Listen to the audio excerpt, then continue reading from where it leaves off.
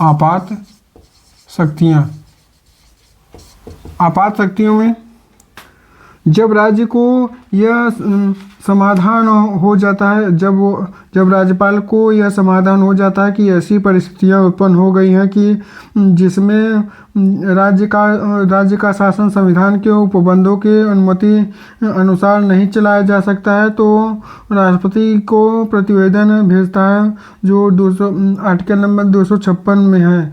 यह कह सकता है कि राष्ट्रपति राज्य के शासन के सभी एवं कोई कृत्य स्वयं ग्रहण कर सकते हैं। इसे सामान्यतः राष्ट्रपति शासन कहा जाता है। राज्यपाल की स्थिति।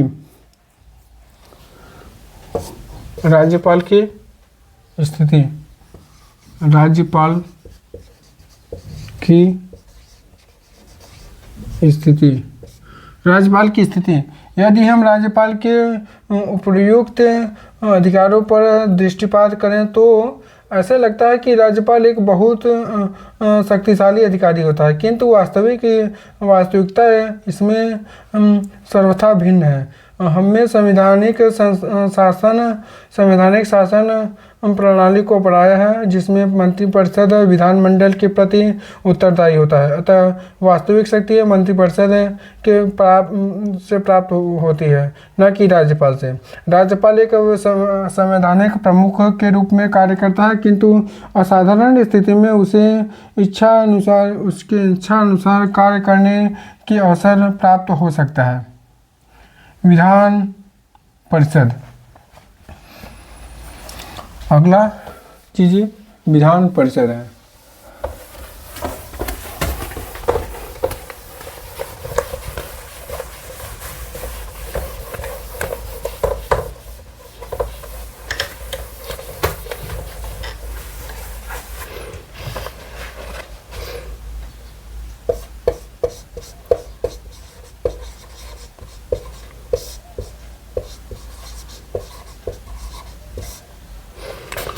विधान परिषद में किसी राज्य में विधान परिषद की स्थापना तथा समाप्ति का प्रावधान आर्टिकल नंबर 169 में है। विधान परिषद राज्य विधानमंडल का उच्च सदन होता है।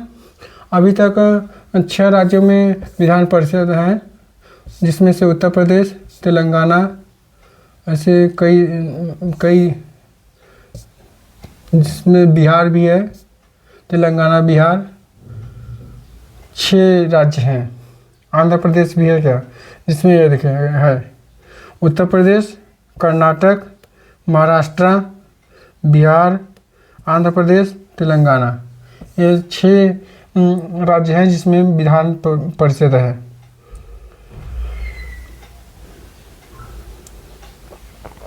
यदि किसी राज्य की विधानसभा अपने कुल सदस्यों के पूर्ण बहुमत तथा उपस्थित मतदान करने वाले सदस्यों के 2/3 बहुमत से प्रस्ताव पारित करे तो संसद उस राज्य में विधान परिषद स्थापित कर सकता है तथा उसका लोप कर सकता है।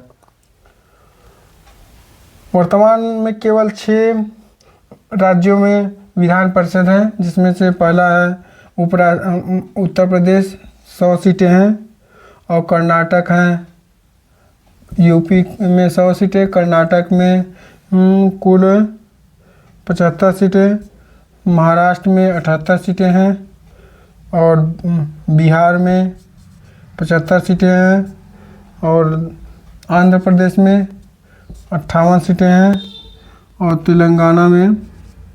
तेलंगाना में कुल 40 सीटें हैं।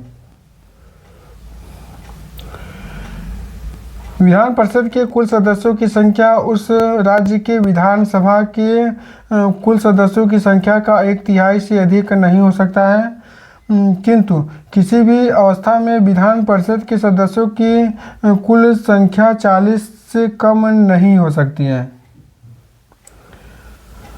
इसलिए तेलंगाना की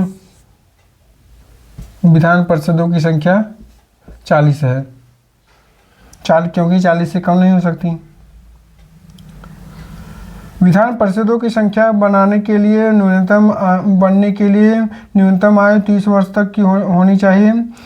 विधान परिषद के प्रत्येक सदस्य का कार्यकाल 6 वर्ष तक का होता है, किंतु प्रति दूसरे वर्ष एक तिहाई सदस्य अवकाश ग्रहण करते हैं तथा उनके स्थान पर नवीन सदस्य निर्वाचित होते हैं। यदि कोई व्यक्ति किसी सदस्य की मृत्यु हो जाती है या फिर त्यागपत्र द्वारा उसे आकस्मिक रिक्ति को भरने के लिए निर्वाचन होता है, तो वह सदस्य शेष अवधि के लिए ही सदस्य रहता है, 6 वर्ष के लिए नहीं।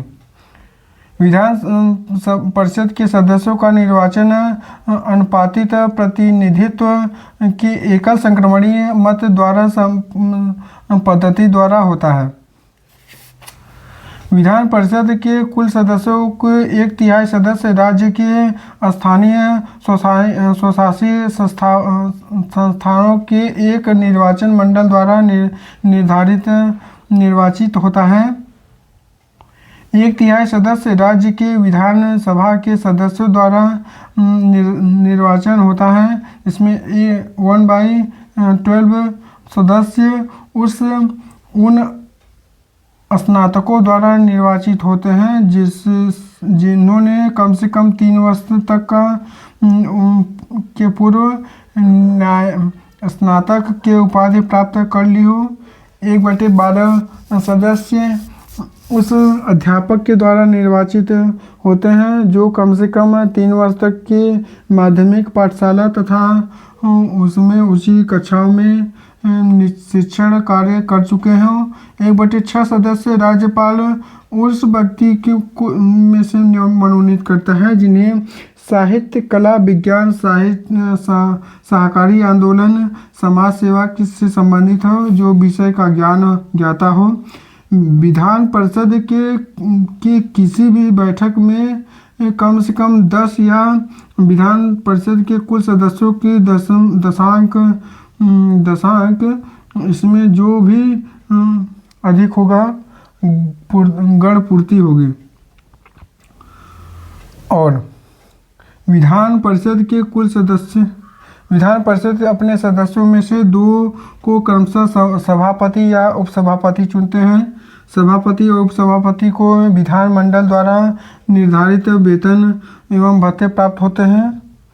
सभापति उपसभापति को संबोधित कर उपसभापति सभापति को संबोधित कर त्यागपत्र दे सकते हैं तथा परिषद के सदस्य के बहुमत पर से ही पारित प्रस्ताव द्वारा उसे अपदस्थ भी किया जा सकता है, किंतु ऐसे किसी प्रस्ताव को लाने के लिए 14 दिनों के पूर्व सूचना देना आवश्यक होगा।